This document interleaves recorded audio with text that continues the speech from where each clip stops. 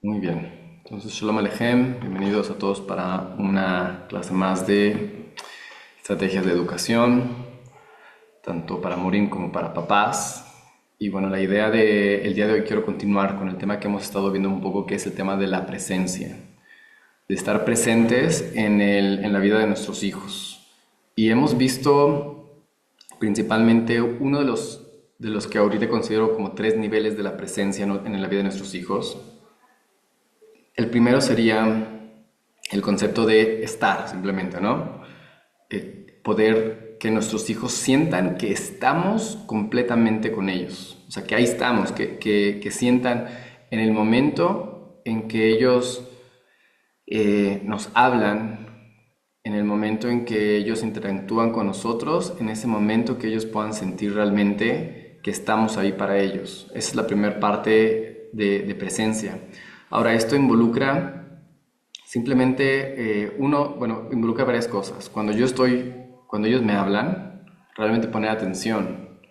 Y esto es un ejercicio muy complicado, pero los niños son nuestra mejor pareja de práctica de presencia, práctica de escucha activa. Nos habíamos mencionado en las clases anteriores que tenemos dos tipos de escucha. Podemos escuchar mientras fingimos que estamos escuchando, pero realmente le estamos poniendo más atención a lo que sea que estamos pensando. Y es muy común en las madres esto, digo, en todas las personas, pero siento como que las mamás, como tienen muchas veces esa costumbre de hacer muchas cosas a la vez, es más difícil para ellas. Este concepto de que las mujeres son multitasking, que las mujeres pueden hacer varias tareas a la vez, desde el punto de vista neurológico, es más o menos una falacia. ¿Por qué significa? Que realmente no puedes hacer varias cosas a la vez, lo único que puedes hacer es cambiar rápidamente de una tarea a la otra. Entonces puedes ir poniendo tu atención rápidamente de aquí para acá, de aquí para acá, de aquí para acá. Y entonces parece como que estás haciendo dos cosas a la vez, pero estás alternando tu atención. Y esto es algo que puede ser muy beneficioso, especialmente para una madre, para lograr hacer muchas cosas en el día, pero puede ser muy perjudicial al momento de crear una conexión real con nuestros hijos, con nuestros alumnos o con otras personas en general. Este concepto es que una persona tiene que, cuando estás hablando con alguien, el regalo más grande que le puedes dar es el presente más grande que le puedes dar, es estar en el presente, ¿no? En estar presente, estar activo, estar escuchándolos realmente. Eso es lo más grande que puede ser por otra persona muchas veces. Simplemente regalarle esa atención completa. Y eso es algo en lo cual este mundo, nuestro mundo actual, ya no tiene casi. Necesitamos más personas. O sea, una persona podría ser un buen psicólogo simplemente por el hecho de que sabe escuchar bien a las otras personas. Una persona que no interrumpe, que no está esperando hablar en lugar de la otra persona, etcétera. Eso es el concepto de estar presente y de escuchar. Y supongo que lo mencionamos antes, pero vale la pena volverlo a mencionar. El hecho de que, ¿qué significa yo poder estar presente? Significa esa capacidad que yo tengo de, aquí tengo esta plática, ¿no? Hay una plática en mi mente y yo lo que hago es decido de manera consciente pasar mi atención con las veces que sean necesarias de esto que yo estoy pensando a la plática que yo tengo. Y de hecho, si me ven a veces que justo me pierdo en lo que tengo que decir, justo porque es porque empiezo a hacerle más caso a mi voz interior, a mis pensamientos, empiezo a hacerle más caso a lo que hay aquí adentro que a lo que estoy aquí, a lo que estoy enfrente de ustedes, ¿no? Por eso muchas veces digo, a los que pueden les pido que prendan la cámara y todo, porque es más fácil tener presencia cuando veo a otras personas que cuando solamente me veo a mí en un monólogo, ¿no? Entonces, porque sí, la idea de la presencia es agarrar con la persona con la que estás hablando, tener la capacidad de estar en ese momento con toda la atención en el presente, con toda la atención en la persona con la que estás hablando y no irte a lo que normalmente tendemos a hacer, que es ir hacia nuestros pensamientos, poner la atención a nuestros pensamientos. Y esa capacidad es la capacidad de estar presente, de existir, de estar. Y es un ejercicio, lo hemos mencionado antes, el ejercicio que tenemos que estar esforzándonos constantemente en hacer, de regresar.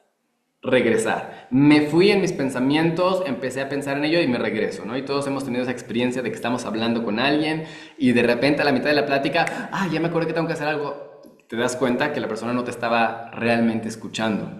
En su mente, él estaba revisando cualquier otra cosa antes de ponerte atención completamente a ti. Entonces, lo que los invito ahorita es primero a tomar conciencia de que lo hacemos, de que realmente lo hacemos. Incluso lo que pueden hacer es simplemente momentos tipo de meditación, momentos en los cuales yo simplemente me pongo a tratar de pensar en una cosa en específico, ¿no? Tratar de, o incluso, ¿no? Ahorita en la clase me están escuchando a mí y bueno, a veces mi voz se vuelve muy lenta, a veces se vuelve muy rápida y en cualquiera de los dos casos es fácil perderme, ¿no? Es fácil perder mi voz. Y lo que pueden intentar hacer es justo ese ejercicio del momento en el que yo estoy poniendo atención, el momento en que me doy cuenta que un pensamiento vino y le puse atención al pensamiento, decido regresar. Soy consciente de que me fui y decido regresar. Ese es el músculo que tienen que ejercitar para poder lograr llegar a la presencia, para poder llegar a escuchar de manera activa. Y con los hijos es más difícil, porque con los hijos luego vienen a contarnos cosas, cosas que para nosotros no se nos hacen para nada interesantes, o se tardan mucho en poder expresar su opinión, y lo que hemos dicho en las clases anteriores es que justo lo que necesitamos, lo que nuestros hijos más necesitan, es un oído que los escuche atentamente para poder empezar a generar la confianza y la capacidad de estructurar sus ideas de una mejor manera. Esa es el primer tipo de presencia. La presencia donde yo estoy activo. Y ahora, esto también mencionamos en una clase anterior, de que esto no necesariamente tiene que ver solamente cuando estoy interactuando con él, pero también cuando mi hijo, mi alumno, está haciendo cualquier otra cosa. En ese caso, muchas veces lo mejor que yo puedo hacer simplemente es estar a la periferia y depende de la necesidad del niño. Hay niños que van a trabajar mejor cuando están completamente solos y entonces lo mejor que yo puedo hacer por ellos es notar eso y poder simplemente darle su espacio de que pueda estar en su propia labor sin interrumpirlo para nada. Dijimos que incluso el mencionar, ¡ay, qué bonito te está saliendo ese dibujo!, también eso es una interrupción a su concentración, lo cual es un tesoro muy preciado para ellos. Entonces, no interrumpirlos para nada, ni siquiera para elogiarlos. Y de hecho, los elogios no son lo mejor, porque hemos dicho que un elogio puede ser positivo, claro, pero también puede llegar a ser la causa de que mis hijos, de que mis niños no tengan esta motivación intrínseca, una motivación que viene de adentro, una motivación que viene por mi propio trabajo, por mi propio esfuerzo. Esa motivación que todos hemos sentido después de esforzarme mucho en lograr algo, en conseguir algo, me siento como que, me esforcé y lo logré. Esa es la motivación que necesitamos que los niños puedan desarrollar. Y el enemigo a que ellos puedan desarrollar esta motivación intrínseca, esta motivación que viene de adentro, es una excesiva motivación externa. Cuando constantemente le estoy ofreciendo premios o castigos por hacer o no hacer las cosas, y cuando constantemente le estoy manejando un tipo de elogios que no son tan reales, como, ¡ay, qué bonito te salió! Eres el mejor de todos, o eres un gran pintor, lo que tú quieras. Ese tipo de cosas los niños empiezan a trabajar, no por el trabajo mismo, no por el resultado, sino por el premio que se tiene. Y entonces ya no tiene tanta satisfacción el trabajo por sí mismo, sino lo que estoy buscando ahora es eso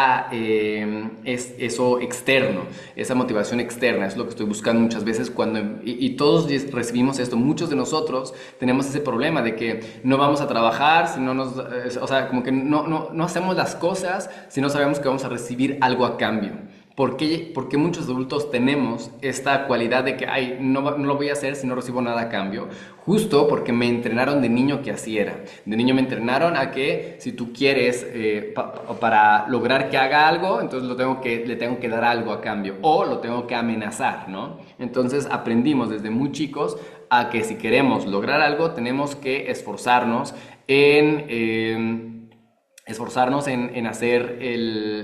esforzarnos justo para conseguir algo externo y no por el trabajo mismo.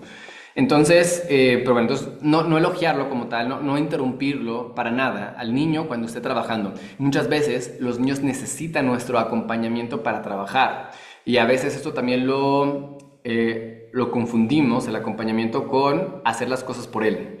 Esto no es una cosa, no es lo mismo.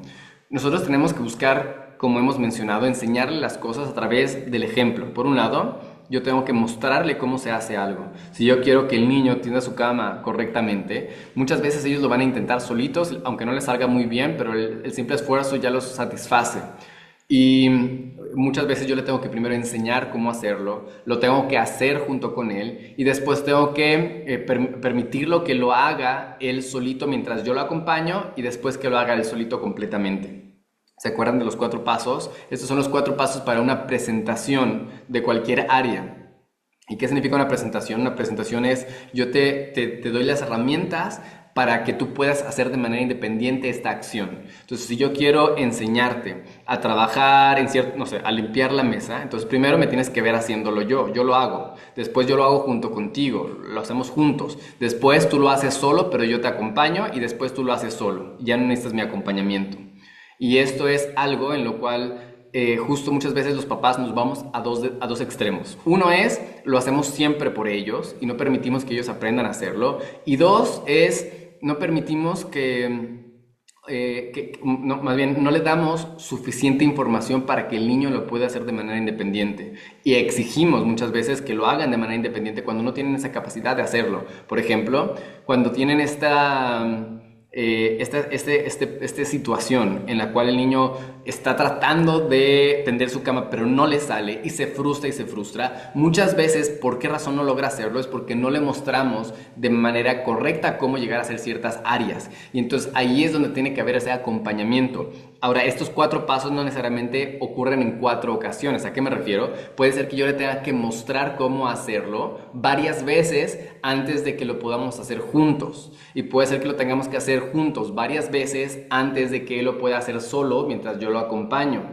Y yo lo voy a tener que acompañar varias veces a hacerlo solo antes de que él lo pueda hacer completamente solo sin mí. Entonces, estos 4 pasos no son 4 ocasiones necesariamente. Pueden llegar a ser 4 ocasiones o pueden ser que en una me tome varias veces. Puede ser que el niño al principio me observe y que ya después de mucho observar él se salta este paso y él lo hace solito mientras yo lo acompaño y ya sé que lo puede hacer él solito después. Hay niños que no, hay niños que yo necesito que me observan muchas veces pero no les sale si me observan, entonces lo tienen que hacer ellos mismos junto conmigo y entonces van a hacer repetir este paso varias veces y lo van a repetir el paso de hacerlo junto conmigo varias veces y así cada niño va a ser diferente. Y tenemos que irlo acompañando en el área en el que sea que él necesite. Todo lo que haga, doblar su ropa, ir al baño, lavarse los dientes, todo lo que sea que vayamos a hacer con él, el niño va a necesitar que yo lo acompañe en estas áreas. Y cuando yo lo dejo al niño con la expectativa de que él tiene que hacerlo solo, pero no le doy al niño las herramientas para hacerlo solo, lo que esto va a provocar en el niño es una frustración muy grande, porque el niño siente que tendría que aprender a hacerlo solo. Cuando no le hemos dado las herramientas suficientes, no le va a salir, se va a frustrar y esto es un tipo de crueldad. Cuando nosotros empujamos al niño a la independencia sin darle las herramientas para lograr esa independencia, es más o menos un poco de crueldad. Tenemos que cuidarnos de estar supervisando, de estar acompañando, de estar presentes, ver cómo hace las cosas, ver si realmente ya tiene las herramientas para poder hacerlo solo. Y ahora, si yo determino a través de la observación, a través de verlo, que realmente él ya tiene la oportunidad de hacerlo solo, entonces, aunque se frustre, lo único que yo puedo hacer es acompañar en esa frustración, decirle, ser el espejo de su emoción. Yo entiendo que estás en un momento complicado y que es frustrante cuando no te salen las cosas, pero cada vez que no te sale es una manera en la que vas a aprender cómo sí hacerlo. Entonces ahí tenemos que hablar mucho con ellos acerca de cómo cambiar el significado de cómo cambiar resignificar el error, ¿no? Y eso es algo que tenemos que empezar con nosotros. Hemos hablado mucho de esto antes, no vamos a meternos en detalle, pero tenemos que buscar en nosotros mismos, primero que nada, cambiar constantemente este sentimiento de frustración en nosotros mismos, de entender que el error es necesario y que me tengo que equivocar muchas veces. Y ahora obviamente que cuando le digo a mi hijo, no tú puedes, equivócate, es bueno equivocarse, pero cuando yo me equivoco digo, ay, qué tonta soy, ¿no? Entonces, ¿qué le estoy mostrando al niño? O sea, mis palabras no valen tanto como mis acciones. Entonces, tenemos que tener cuidado de ese diálogo interno en el que tenemos nosotros, especialmente frente a nuestros hijos. Y bueno, más que nada por nosotros también, porque si tienes ese diálogo interno, nunca, no te estás tratando con bondad y eso te va a afectar mucho a la larga. Entonces, esta primera parte de tener presencia en el momento con mi hijo para que él pueda tener la capacidad de ser independiente y que yo estoy presente junto con él, involucra que también yo me veo a mí mismo, me veo a mi niño interior, y ese niño interior, el que a lo mejor también cuando él se equivocaba le decían, ay, qué tonto eres, ¿no? Y a lo mejor ese diálogo interno se quedó dentro de mí y yo tengo que ponerme a pensar, ¿de dónde aprendí esto? ¿De dónde aprendí a hablarme de esta manera? Muchas veces nosotros no le hablaríamos a una persona externa como nos hablamos a nosotros mismos. Entonces también es una buena tarea para ponerse esta semana de ser conscientes de cuál es su diálogo interno. Lo hemos hablado en las primeras clases, pero igual son conceptos que hay que repetirlos una y otra vez. Ser conscientes de cuál es su diálogo con ustedes mismos, en este caso específico, con respecto al error. Cuando se equivocan, cuando algo no les sale a la primera, cuando algo no les sale como ustedes esperaban, ¿cómo reaccionan? ¿Cómo se hablan en ese momento? Y esto es algo muy, muy, muy interesante porque justo una persona que tiene un diálogo interior muy negativo, que se tiende a autoflagelar cuando se equivoca, tiene más posibilidades a equivocarse. Hay estudios al respecto en un libro que he recomendado con anterioridad aquí, que es el libro de El puente donde cruzan las mariposas, si no me equivoco, de Nazaret Castellanos, que igual les recomiendo mucho escuchar a esta autora, buscarla en YouTube, Nazaret Castellanos, y es una pensadora muy, muy interesante, es científica, pero también filósofa, o sea, tiene un contexto muy interesante y tiene información muy valiosa para nuestras vidas. Entonces, ella, justo en su libro, menciona esto, cómo es que la amabilidad es más importante que la inteligencia, y una persona, por más inteligente que sea, pero que se trata con crueldad, va a tener más posibilidades al error que una persona que no tiene a lo mejor tanto coeficiente intelectual, vamos a llamarlo así, pero que se trata con amabilidad. Y termina con una frase de esa, como vemos que la amabilidad es más importante que el conocimiento y de hecho lo tengo, como me gustó tanto, perdón, listo, que no había desactivado aquí el micrófono, me gustó tanto que entonces lo puse en mis notas, este tema de que cuando lo escuché del libro, porque yo lo escuché con audiolibro y lo voy a sacar para citarles exactamente eso. Entonces, primero que nada, es una clase que ya hemos dado, pero vale la pena volverlo a mencionar. El diálogo interior. Se desarrolla el diálogo interior a través de los padres o los cercanos. Pueden ser amigos, pueden ser maestros. Por eso es muy importante nosotros como adultos fijarnos cómo es nuestro diálogo con nuestros alumnos, ¿no? ¿Qué diálogo estoy teniendo con mis alumnos normalmente? Entonces, si mi diálogo es un diálogo muy negativo, entonces tengo que cuidarme de ese diálogo porque a final de cuentas voy a generar, porque como la manera en la que yo hablo con los niños ahorita es la manera en la que ellos se van a hablar después a ellos mismos. Por eso muy importante identificar qué diálogo estoy teniendo con ellos en los momentos del error, en los momentos de la equivocación, del llanto, en esos momentos difíciles, cómo les estoy hablando yo a ellos. Hay que cuidarnos de eso porque esa es la manera en la que ellos se van a hablar a sí mismos. Entonces, y bueno, para ello también sirve mucho empezar conmigo, qué diálogo interno estoy teniendo. Y nuestro diálogo interior es el reflejo de lo que escuchamos en casa y así se quedará hasta que busquemos conocerlo y cambiarlo, ¿no? Entonces, obviamente, no podemos cambiar algo que no conocemos, empieza por la conciencia, generar conciencia de cómo me estoy hablando. en los momentos de error, en los momentos de enojo, de tristeza. ¿Cuál es mi diálogo interior? Empieza por eso. Si no tienes esa conciencia, nunca lograrás cambiarlo. La forma en la que le hablamos a nuestros hijos será su voz interior y los acompañará de por vida. Esto es algo muy delicado. Tomemos conciencia, la forma en la que les hablamos a nuestros hijos será su voz interior y los acompañará de por vida, al menos que ellos también hagan esta conciencia de querer cambiarlo. Observar nuestra voz interior es una oportunidad de transformar aquello que hemos heredado. Entonces, es una tarea para esta semana, traten de hacerlo. Observen su voz interior. La autocrítica es el precursor al error, y es lo que estábamos diciendo. Una persona que se critica demasiado a sí mismo, una persona que se habla muy feo, esta persona tiende a tener más errores. Cuando me critico más, tiendo a equivocarme más, y eso pues obviamente se hace una espiral negativo, ¿no?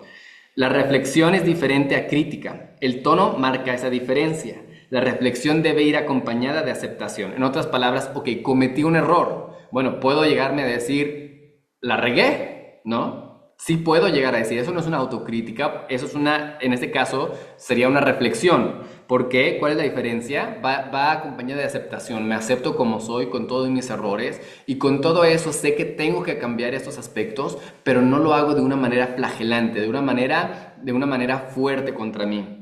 El error acompañado de reflexión y aceptación llevan a un aprendizaje. Entonces sí es importante. No es como que me equivoqué y ya lo dejo en el pasado y nunca lo vuelvo a ver. No, está bien.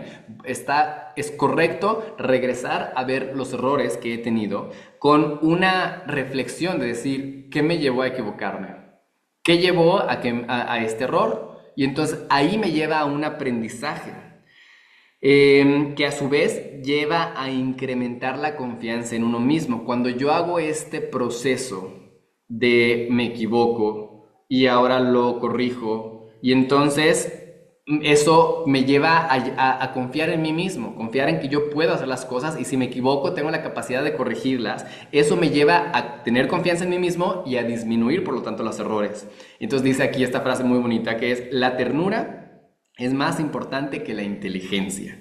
Los errores con autocrítica llevan a más errores y pensamientos de error. Entonces, la ternura es más importante que la inteligencia, ¿no? Entonces, muy, muy, muy importante frase para que sepamos que siempre que estamos aprendiendo algo nuevo, ¿cómo nos hablamos?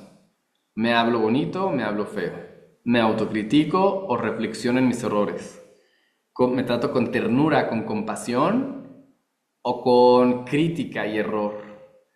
El nombre del libro es el puente por donde cruzan las mariposas. Déjenme le confirmo porque puede ser que me equivoque. Lo voy a aquí abrir rápidamente. Que yo lo tengo en audiolibros aquí en el celular.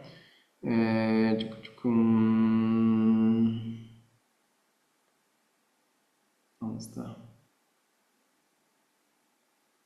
Ahí está. El puente donde habitan las mariposas. El puente donde habitan las mariposas. Ese es el libro. Es un libro un poco técnico, pero muy, o sea, les recomiendo que se esfuercen en caso de que no estén acostumbrados a leer este tipo de literatura un poco, porque tiene mucha base científica. Entonces puede ser muy difícil para alguien que no está acostumbrado a leer libros tan, a lo mejor tan técnicos, pero es muy, muy lindo. Les recomiendo que lo... Entonces, ahí tiene todos estos conceptos. Las personas que son amables consigo mismas las personas que no son amables consigo mismas sospechan de la amabilidad de otros. No vemos la amabilidad si no la llevamos dentro. Esto es algo que ya hemos mencionado mucho antes en este curso, pero vale la pena repetirlo muchas veces. Entonces, si empiezas a sospechar de otras personas, si empiezas a pensar mal de otras personas, empieza a ver cuál es tu diálogo sobre ti mismo. Empieza viendo aquí adentro, porque como dice aquí, la amabilidad no la vamos a ver en otros si no la llevamos dentro primero. Y lo mismo está al revés. Si tenemos esa sospecha con otras personas, hay una frase incluso que dicen, piensa mal y acertarás, ¿no? Esa frase, pero la verdad es que la frase va para los dos sentidos. Piensa mal y acertarás, pero también piensa bien y acertarás. En otras palabras, como dice otro pensador, tanto si crees que puedes como si crees que no puedes, estás en lo cierto. ¿Por qué? Porque tus creencias muchas veces representan tus resultados, son tu autoprofecía de tus resultados, tus expectativas que tú tienes al respecto. Las abejas se comunican bailando. No me acuerdo por qué lo escribí, pero está muy lindo. Ya, son frases diferentes. La vida se aprende a habitar en la experiencia consciente de la respiración. Está bien, escribí varias frases que ya no tienen tanto sentido con lo que estábamos diciendo, pero igual están muy lindas. Pero a lo que voy con todo esto, íbamos en nuestro diálogo interior, ¿no? Que cómo nos referimos a nosotros mismos ante el error, y estábamos hablando acerca de cómo acompañar a nuestros hijos. Estamos en los tres niveles de la presencia. El nivel de la presencia es, yo lo llamo como verlo, estar ahí para él en el momento en el que él está haciendo algo. Yo lo acompaño y trato de ir viendo si él ya tiene las capacidades necesarias para poder hacer lo que le estoy exigiendo que haga de manera independiente. Y yo tengo que ser consciente de si realmente tiene las herramientas o no tiene las herramientas. Y si yo exijo que haga algo que todavía no tiene las herramientas, pasa de ser algo educativo a ser algo cruel. Entonces, antes de exigirle a un niño que haga algo que pienso yo que puedo hacerlo de manera independiente, tengo que asegurarme de que tenga las herramientas para poder hacerlo. Y si no puede hacerlo, o digamos, si tiene las herramientas para poder hacerlo, pero aún así todavía no puede hacerlo, porque al final de cuentas no logramos hacer nada a la primera, y eso es normal. Todos nos vamos a equivocar, porque antes de lograr hacer algo bien, tienes que empezar haciéndolo mal. Nadie nació sabiendo, por ejemplo, jugar tenis, ¿no? Todos tuvieron que fracasar mucho antes de lograr jugar tenis, y esto aplica para cualquier área de la vida. Puede ser que tengas talentos que te llevan a tener gustos especiales por cierta área, pero al final de cuentas lo único que va a tener es que, como te gusta hacer esa actividad, entonces vas a tener más tolerancia a la frustración del error de no saber hacerlo al principio, pero igual te vas a equivocar. La diferencia es que vas a tolerar esa equivocación y vas a continuar y persistir hasta que logres llegar a un nivel positivo de maestría en el área. Y entonces tenemos que lo mismo acompañar a nuestros hijos en esa frustración que ellos van a tener cuando las cosas no les salgan al principio, porque es normal que no les va a salir, y tenemos que nosotros enseñarles y decirles: está bien que no te salga. A veces sobreestimamos las capacidades de los niños. Tenemos que recordar, cuando un bebé nace, no sabe ni siquiera esta capacidad que yo tengo de coordinación mano-ojo. Es algo que es muy obvio y muy sencillo para mí, pero para un niño es una habilidad que está aprendiendo desde el inicio, y que muchos niños no tuvieron a veces incluso esta capacidad de tener herramientas para practicar esta coordinación, esta motricidad fina, etcétera. Entonces no podemos exigirle más allá de lo que el niño tiene la capacidad, y que por lo tanto, si se sirve de una jarra y tira el agua, puede ser bastante normal, y no mostrar ante eso un enojo, sino mostrar compasión ante el error, y simplemente mostrar las consecuencias lógicas. Cuando tiras algo, lo tienes que limpiar, punto. No tenemos que hacer más drama que eso. Ya se te cayó, se rompió, hay que tener más cuidado porque las cosas se rompen, ¿no? Entonces no significa que ya no voy a confiar en que el niño lleve más cosas de vidrio, ¿no? Al contrario, tengo que enseñarle, las cosas se rompen, tienes que tener más cuidado, ¿no? Entonces simplemente le voy a enseñar cómo hacerlo de una mejor manera. Esto es lo que lleva al niño a generar una confianza en sí mismo, y es que tenemos que acompañarlo en esas áreas que le cuestan trabajo a los niños, y simplemente no juzgar, simplemente acompañar. Y la otra área de presencia, digamos, la primera es estar, observar, bueno, más bien, digamos, yo le llamo así ver, ¿no? Las tres etapas de la presencia, la primera es simplemente estar con ellos, verlos, simplemente que ellos sientan que estamos ahí con ellos de verdad, que cuando nos hablan escuchemos de manera atenta. La segunda área ya viene de la observación. Este es un concepto muy específico de Montessori, que justo fue algo que hablamos con los maestros último junta que tuvimos de la observación. Es la herramienta, así habíamos empezado de hecho en la clase anterior, la herramienta que permitió a los grandes pensadores en la filosofía de la educación desarrollar los métodos educativos. ¿no? Habíamos comentado cómo es que todos llegaron a conclusiones tan similares, tanto Rousseau como María Montessori, como Piaget, como todos los grandes pensadores de la educación, por qué llegaron todos a conclusiones similares y similares a aquellas conclusiones a las que tenemos de nuestros sabios en nuestros libros sagrados. ¿Por qué todos tienen las mismas conclusiones? Y la respuesta es muy sencilla, porque todos tuvieron los mismos maestros, los niños.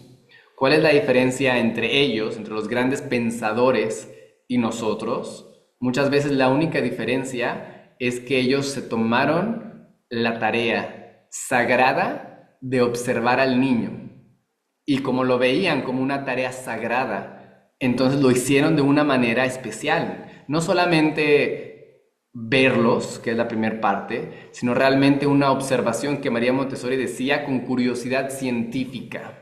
¿Y qué significa algo científico? Así como el método, tenemos ¿qué es lo que hace ciencia? ¿Qué es lo que hace que la ciencia sea ciencia? La ciencia empieza primero con una hipótesis. Yo creo que si tú haces A, va a ocurrir B. Ok, qué bueno que creas eso, ahora tienes que probar que es así. Entonces, ¿cómo vas a probar? Con la experimentación y la observación. Entonces, voy a hacer A y voy a ver si siempre que hago A pasa B. ¿No? Y si cambio un poquito A y en lugar de A hago C, pasa B también, ¿no? Entonces, eso es la experimentación. Y eso es lo que nosotros tendríamos que tener en la observación de los niños, esa capacidad de verlos con una curiosidad científica y observar sin juicios. Entonces, uno de las herramientas que se hace muchas veces en todos los los entrenamientos Montessori es como tarea, les ponen a observar objetos y describirlos y que la descripción sea sin ningún tipo de juicio. ¿Y a qué me refiero con un juicio? Porque si tú ves que el niño está levantando el vaso y tú dices, el niño se paró para tomar agua porque tiene sed. Bueno, ¿y quién te dijo a ti que tiene sed el niño? Eso es un juicio propio. Oye, bueno, pues es obvio, si está tomando agua es porque tiene sed. Bueno, no es tan obvio. ¿Puede haber otras razones? Sí, puede haber otras razones. Entonces, ese juicio adicional que tú le pusiste ya es un juicio propio y ya no es científico. Ahí tú puedes poner, se paró el niño para tomar agua. Me parece que tiene sed, pero ¿qué tal si el niño a lo mejor simplemente quería pararse porque ya estaba aburrido de estar sentado en la silla y entonces está buscando oportunidades para pararse? Y eso puede cambiar completamente tu conclusión final, porque si tú observas al niño y se paró 4 veces durante su periodo de trabajo, entonces tú vas a decir, bueno, el niño tiene mucha sed, ¿no? Oye, pero ¿qué tal si en lugar de eso dices, oye, pero puede ser que el niño tiene una necesidad de moverse mucho y por lo tanto usa la excusa de tomar agua para poder pararse y distraerse de la actividad en la que está haciendo, ¿no? Puede ser también, pero todo eso es algo que tú tienes que llegar a la conclusión después de una observación con curiosidad científica, con esta capacidad de observar, como decir, ¿qué está pasando? Y esto, si se ponen a pensar, ¿cómo es que llegamos a saber tantas cosas de los animales hoy en día? Hoy en día tenemos mucha información de los animales. ¿Cómo sabemos tanta información? Porque hubo alguien que se tomó el tiempo de observarlos con curiosidad científica, decir qué está haciendo y por qué está haciendo. Y después de muchas horas, miles de horas de observación, pudo llegar a una conclusión y decir, me parece que cuando el animal hace esto es porque quiere esto. Ok, pero después de muchas horas de estarlo observando, es que logramos hoy en día tener información muy amplia de casi cualquier especie conocida por el ser humano. Y las que no tenemos información es ¿por qué? Porque no tenemos mucha capacidad de observarlos.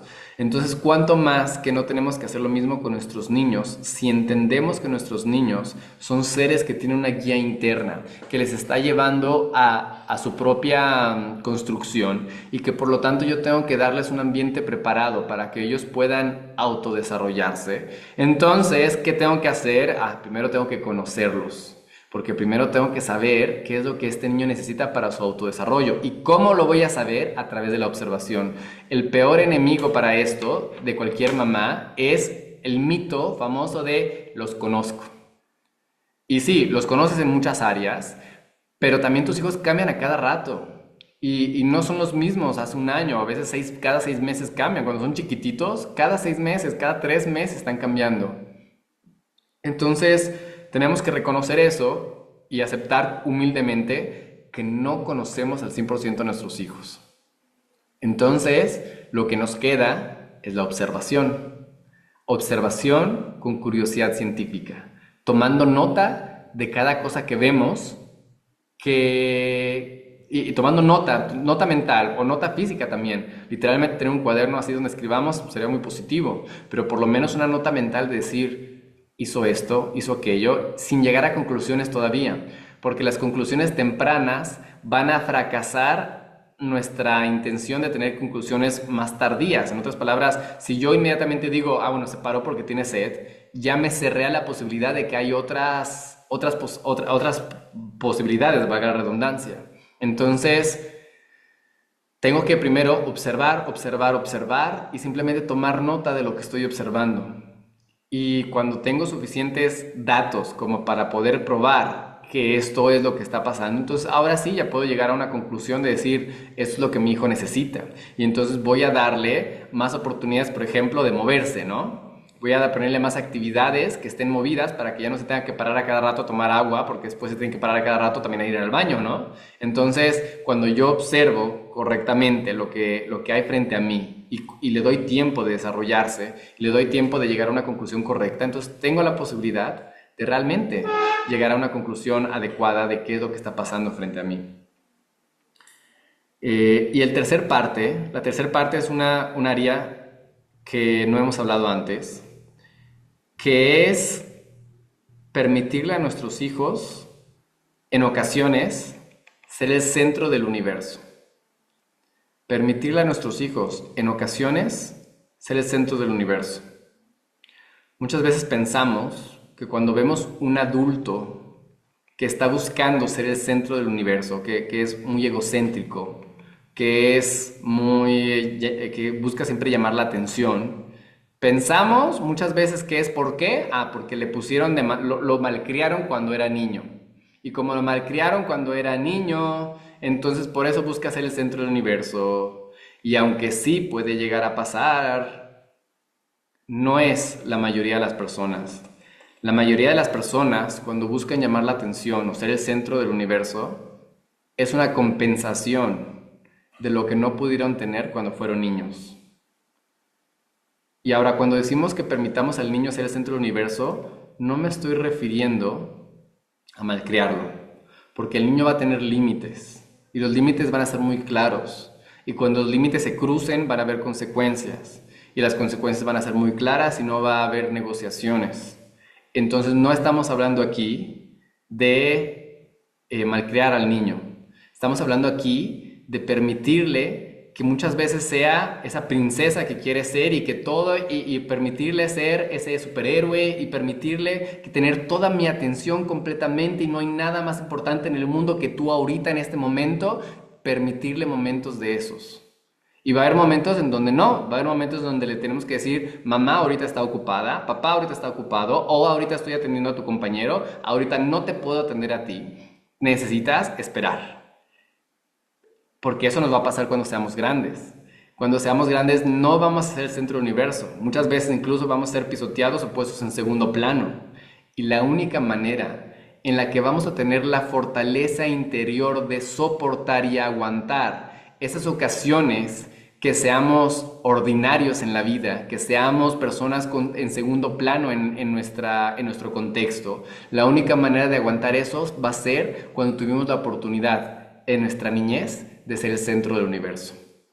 Si nos permitieron cuando éramos niños y nos dieron esas oportunidades de vez en cuando de ser lo más importante en el mundo, eso nos va a rellenar nuestro contenedor de amor, y vamos a tener suficiente amor interior para poder aguantar esas ocasiones en la vida, que van a ser muchas, cuando nos toque ser ordinarios. Y eso es lo que tenemos que hacer. O sea, en la vida somos ordinarios. A veces nos va a tocar ser el centro de donde estamos. A veces nos va a tocar ser lo más importante o el consentido, etc. En ocasiones sí los vamos a tener. Pero va a haber ocasiones en las que no. Y puede ser que sea la mayoría de las ocasiones en las que no vamos a ser el centro del universo. Y la única manera en que vamos a permitir a nuestros hijos ser ordinarios en su vida va a ser si les dimos oportunidad de ser el centro del universo de vez en cuando estén bajo nuestro cuidado. Y a veces, para un padre esto no va a ser sencillo, especialmente para un padre que no tuvo la oportunidad de ser el centro del universo él mismo. Y para este papá, cuando su hijo empiece a tener éxitos, el papá va a sentir celos. Y puede parecer tonto. ¿Cómo un papá va a sentir celos por su hijo? Pero sí, puede llegar a ocurrir. Puede llegar a ocurrir que cuando sentimos que nuestro hijo está teniendo algo que nosotros nunca tuvimos cuando éramos niños, podamos pensar y decir, no, esto no te corresponde, no es para ti, y se lo quitemos o lo disminuyamos y vamos a hacerlo en nombre de la educación. Vamos a hacerlo en nombre de que esto es lo mejor para ti, porque no quiero que te malcríes, ¿no? Y entonces le vamos a quitar esas oportunidades de brillar, porque creemos que lo estamos malcriando, aunque muchas veces es porque cómo mi hijo va a llegar a tener esta oportunidad tan increíble en la vida si yo nunca la tuve. Y puede parecer muy fuerte, muy duro, pero así es. Así somos los seres humanos y tenemos que cuidarnos de eso. Tenemos que cuidarnos porque puede llegar a pasar. Puede llegar a pasar que en aquellas ocasiones en las cuales mi hijo está brillando, mi hijo está quedando y yo siento un sentimiento de incomodidad por ese brillo, por esa... Y entonces, ¿qué hago? Lo bajo, lo quito de ese pedestal en el cual se subió de vez en cuando y lo bajo de manera abrupta. Y eso es lo peor que podemos hacer para un niño. Tenemos que permitirle subir y bajar con honor, con respeto a sí mismo, con respeto propio, porque esto es lo que le va a permitir ahorita llenar su corazoncito de amor propio para que cuando llegue ese punto en el cual no le toque estar en el pedestal, pueda aceptarlo con cariño y decir, está bien, no soy el centro del universo y no pasa nada, tengo suficiente amor propio para recargarme. Entonces, permitamos a nuestros hijos ser el centro del universo en ocasiones. Y cuando no, no. Le digamos, ahorita no puedo atenderte, ahorita no puedo poner atención porque ahorita estoy en esto que estoy haciendo, ¿no? A veces nos va a tocar también esperar. Y a veces les va a tocar esperar a nuestros niños, saber que ahorita no puedo ponerte atención, pero muy importante que sí les permitamos de vez en cuando ser ese centro del universo.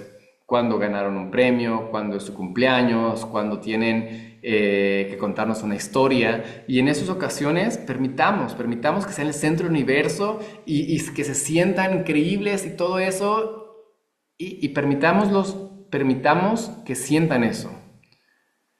Y seamos conscientes si tenemos un sentimiento negativo al respecto. Si sentimos que mi hijo está floreciendo más de lo que debería de y entonces lo voy a bajar, veamos realmente cuál es la intención detrás de eso. ¿Realmente es porque no quiero que se malcríe o realmente es porque a lo mejor yo no tuve eso y no puedo soportar ver que él lo tenga? Y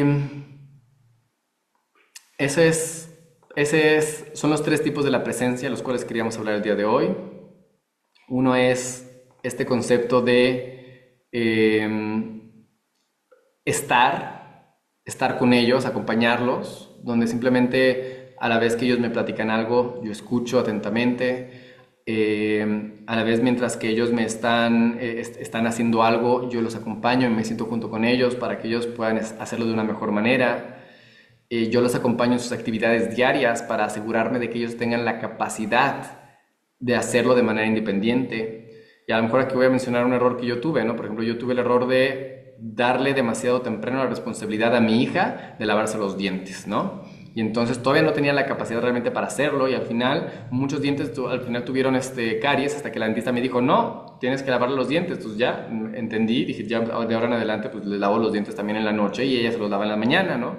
Y entonces pero entonces cuando los empujamos demasiado rápido a hacer una actividad de manera independiente, tenemos que asegurarnos que realmente tengan la edad, la capacidad cognitiva y la capacidad real de hacer lo que nosotros le estamos pidiendo que haga. y tenemos que supervisar que realmente lo estén haciendo bien y que los esté llevando a un lugar positivo en su vida.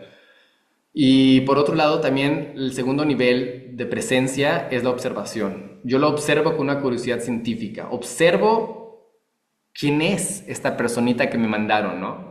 Quiero conocerlo mejor y para conocerlo mejor voy a observar cómo es en las diferentes circunstancias de la vida. Cómo es cuando juega, cómo es cuando está aburrido, cómo es cuando come, cómo es cuando habla con sus amigos.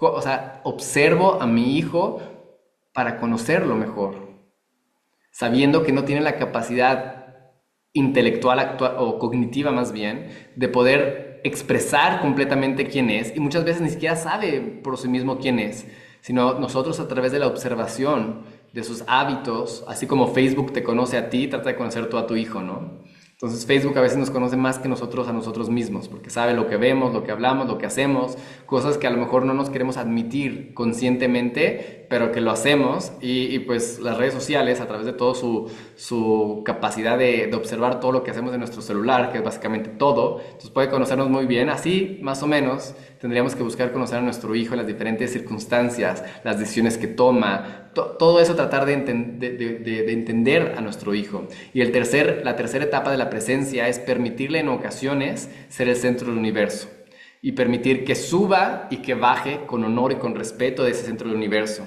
Y no bajarlo abruptamente diciéndole cosas como que no eres el centro del universo, no sé, cosas así donde abruptamente lo bajamos y a la realidad y eso genera un choque muy fuerte en el niño. Entonces tratar de realmente que haya tanto la subida como la bajada sean positivas y que eso le permita llenar su corazón de amor. Y obviamente esto que dijimos es con límites. Hay límites para todo y hay los límites de cuándo puede ser el centro del universo y hay límites donde a veces le tenemos que decir permíteme tantito con respeto y amor. Ahorita no se puede. Y también podemos tener que tener límites de las actitudes y las actividades que tienen en esos momentos, porque a veces la euforia crece tanto que se desvirtúa lo que estaba haciendo. Entonces tenemos que ayudar y conducir a nuestros niños, nuestros alumnos, en estas etapas de una manera muy bonita y acompañarlos. Eso es el mensaje que queríamos transmitir el día de hoy. Si alguien tiene alguna pregunta, es ahorita el momento. Y si no, pues entonces nos podemos estar viendo la próxima semana de Ezrat Hashem. ¿Alguien tiene alguna pregunta?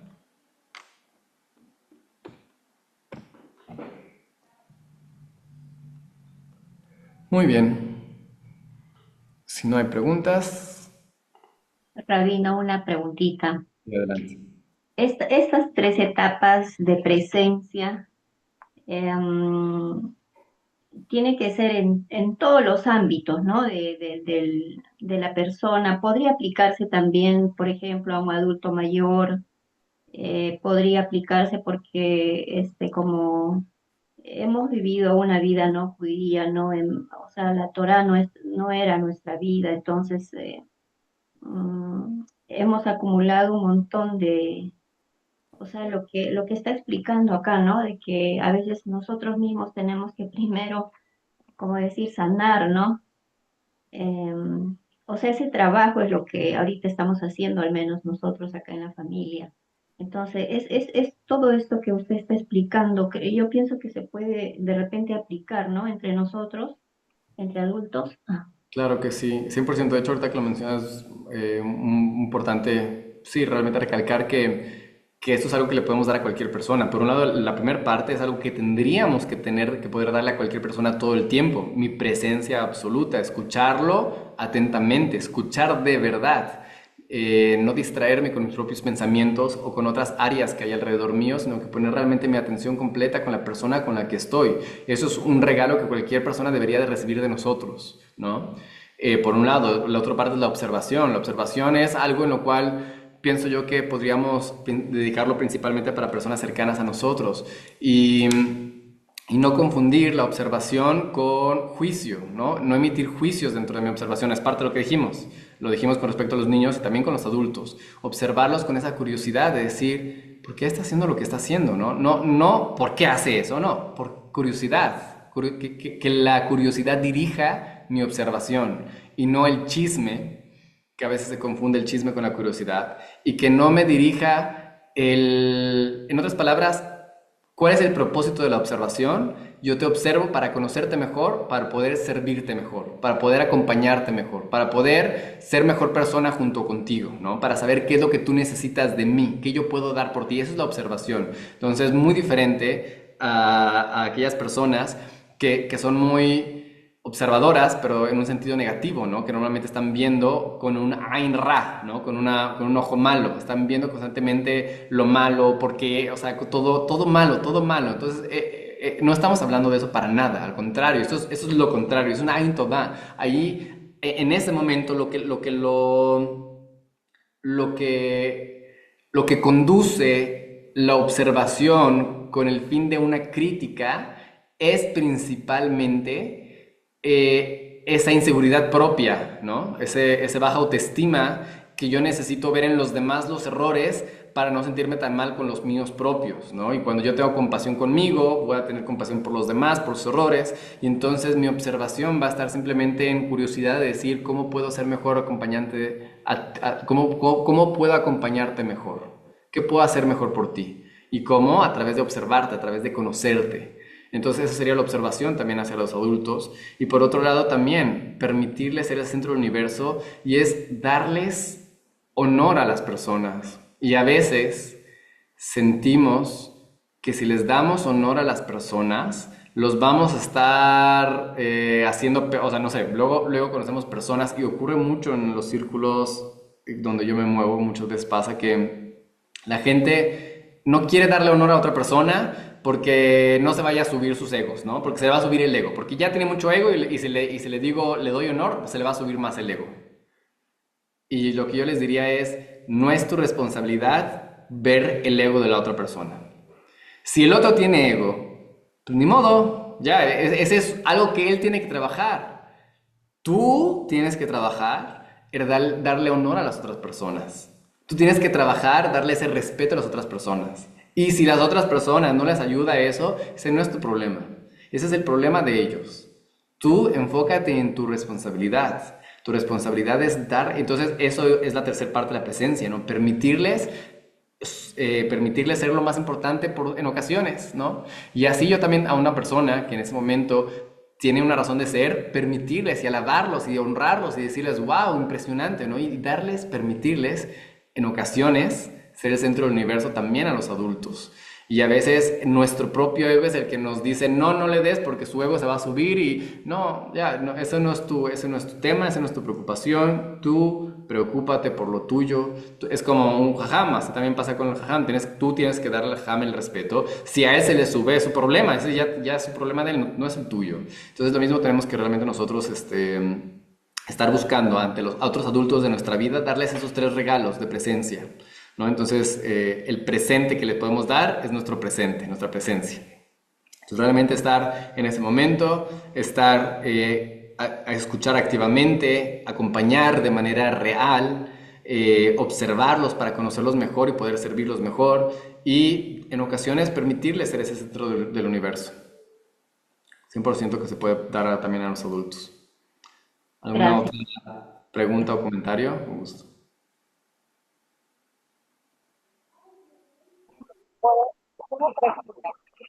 Sí. No se escucha muy bien. No se le escucha muy bien. No sé si puede acercarse un poco más al micrófono.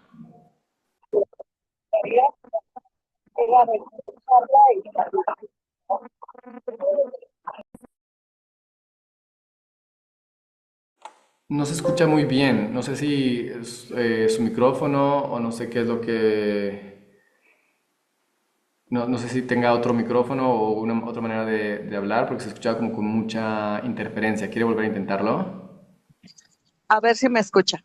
Le digo Sí. que cómo reaccionar ante con un niño que pues se le ha dicho que pues no debe de hablar groserías, no debe decir malas palabras, pero en la escuela pues llegó a escuchar alguna y agarró y pues la repitió, o sea, de qué manera puede uno reaccionar o cómo hacer para que él ya no vuelva a ocurrir eso.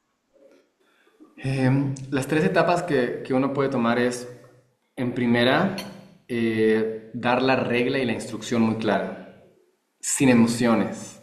A veces los niños saben cuándo llegar, o sea, cómo tocar nuestras fibras sensibles, y lo saben muy bien y lo hacen muy bien, y lo peor que podemos hacer nosotros es mostrarles nuestra preocupación y nuestra angustia y nuestra emoción muy fuerte con respecto a eso que saben ellos que no deben de hacer, pero que aún así lo hacen, ¿no? Entonces ahí se vuelve un juego que si ya te metiste en jugar con ellos, ahorita ya estás perdiendo, ¿no? Entonces, en el momento en que uno empieza a jugar el juego de los niños, ya está perdiendo. ¿Por qué? Porque ya lo agarraron en ese juego y es muy fácil caer como adultos ante mis emociones, responder y decir como que ya te he dicho mucho que no, y empezamos en este sentimiento muy fuerte de respuesta, y el niño lo dice y yo me enojo y le dice y me enojo, y empezamos en este juego negativo de no lo hagas y lo hago y te provoco y yo sé que no te gusta y por eso lo hago y para provocar, y entonces no caer nunca en eso. Siempre nuestra respuesta ante las actitudes o acciones del niño es: no se hace así, ¿no? Y punto. No dar sermones. Podemos en ocasiones hablar, pero no en el momento, o sea, uno es el momento de la acción. En el momento de la acción, el niño tiene la actitud que le decimos que no tiene que hacer. Le llamamos la atención de una manera breve y corta: no hacemos esto. Lo vuelve a hacer. Entonces tenemos que llegar con él a conclusiones, desde antes. Tenemos que hacer un reglamento. Mira, hemos hablado de que no podemos hacer esto. Y en esos momentos, no en el momento de la acción, es cuando podemos darle una explicación del por qué. No muy larga. Una explicación de, no sé, por ejemplo, por qué no hay que decir malas palabras. Y que el niño entienda de manera corta por qué no es bueno. Y, no sé, algo como: no te ves bien. Eso no es algo que nosotros hagamos en nuestra familia, porque no es algo que te dé honor a tu cuerpo, a tu palabra, a tus bocas, a ti mismo. No es algo que te... Entonces, darle una explicación de por qué no es correcto, que haga una explicación breve de por qué no es correcto, de que diga, por ejemplo, malas palabras. Y si eso ya lo hicimos en un periodo anterior, ya se habló con él, ya se sentó, ya le explicamos de una manera tranquila ok, entonces muy bien. Ahora, si decimos malas palabras, ¿qué vamos a hacer? ¿Qué consecuencia? Llegar junto con ellos a la conclusión. ¿Qué consecuencia va a haber si decimos malas palabras? Y que ellos mismos digan: a ver, nosotros le podemos sugerir: mira, ¿qué te parece si hacemos A o B? Dices malas palabras, no va a haber esto, o va a pasar esto. Entonces, que los niños estén de acuerdo con eso. Y entonces va a ser muy raro que lo lleguen a hacer, pero se lo llegan a hacer, incluso muchas veces llegan a ser conscientes de decir: ok, tienes razón, ya la regué, y van a aceptar. Después de que se pase el enojo, van a aceptar la consecuencia, porque así fue como quedaron. Y nunca ceder ante las consecuencias. Por un lado, no tener consecuencias por cada cosa. Las consecuencias tienen que ser solamente cuando ya no hay... cuando ya hay una repetición muy clara de algo. O sea, no tendría que haber consecuencias seguidas, porque si hay consecuencias todo el tiempo, pierden realmente su valor, y el niño ya sabe que igual va a estar castigado siempre, o igual le van a gritar siempre, entonces ¿qué más da lo que haga? ¿No? Entonces las consecuencias tienen que estar muy medidas en momentos adecuados para que sí realmente lleve a una transmisión de algún valor, y la consecuencia se tiene que transmitir sin ninguna emoción. Todo esto el adulto lo tiene que hacer mientras está regulado emocionalmente. En otras palabras, tengo un periodo de calma con mi niño, que yo hablo con él, le doy una explicación breve de por qué no se debe de hacer esta actitud, llegamos juntos a una consecuencia lógica de qué pasa si tú llegas a cruzar el límite. En el momento en que llega a cruzar el límite, le doy una advertencia diciéndole: quedamos que no podíamos hacer eso, tienes un llamado de atención. Vuelve a ocurrir y tienes consecuencia que habíamos quedado. Lo vuelve a hacer y sin ninguna emoción le decimos: tienes la consecuencia de la que habíamos quedado.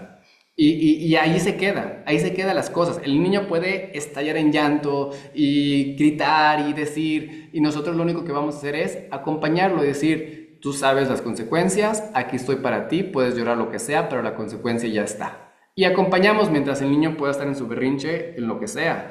Nosotros simplemente acompañamos sabiendo que las consecuencias se van a quedar.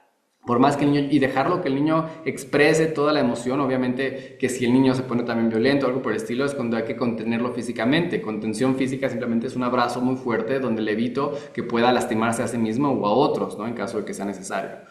Pero esto es brevemente lo que tendríamos que intentar hacer. Muchas veces, con el simple hecho de haber puesto el límite antes, en un momento de calma, y donde el niño mismo estuvo de acuerdo de que si llevaba a la acción A iba a haber consecuencia B, eso ya es suficiente para reducir a un 90% muchas veces las ocasiones en las que el niño hace lo que no es correcto. No sé si quedó suficientemente claro y no sé si quiera agregar alguna experiencia que ha tenido o ya es suficiente con eso.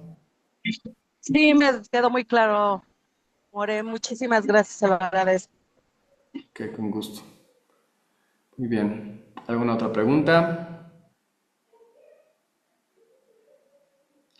Muy bien. Nos vemos, Besdat Hashem, el siguiente domingo. Que tengan todos una excelente semana, Shavua Tov, y un excelente día también. Vale.